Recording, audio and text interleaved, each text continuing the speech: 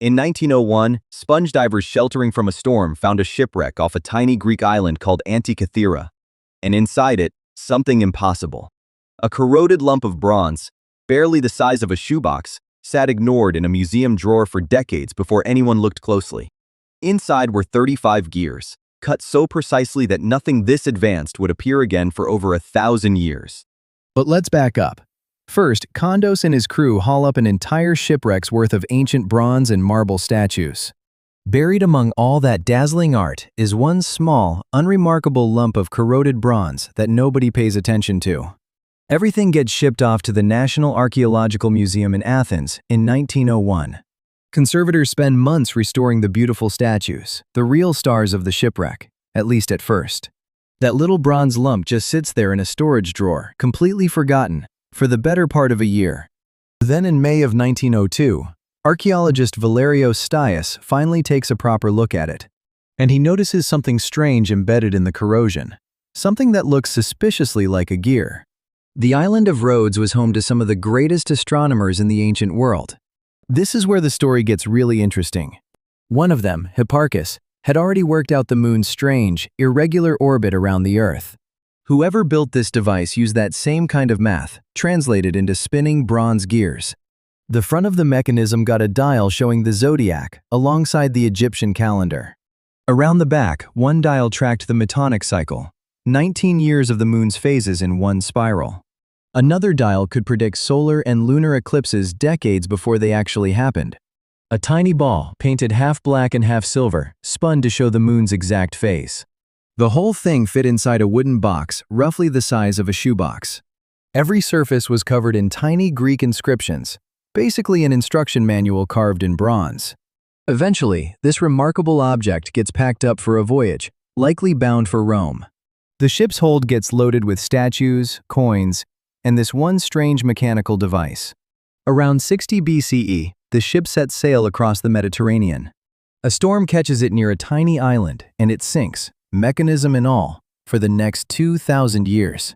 Back in 1902, Stace publishes his theory that this thing has actual gears inside it. Most of the academic world just doesn't believe him. It gets dismissed as impossible for its time.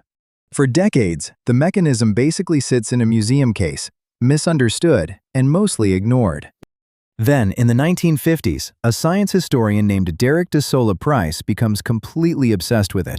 He spends almost 20 years studying the object using early X-ray technology. In 1974, Price finally publishes his breakthrough. This is a 2,000-year-old astronomical calculator. Even so, huge parts of the puzzle are still locked inside corroded, unreadable fragments. In 2005, a new research team brings state-of-the-art CT scanners into the museum. The scans cut straight through 2,000 years of corrosion, revealing gear teeth nobody had ever seen. Researchers count at least 30 interlocking bronze gears, some with dozens of impossibly tiny teeth.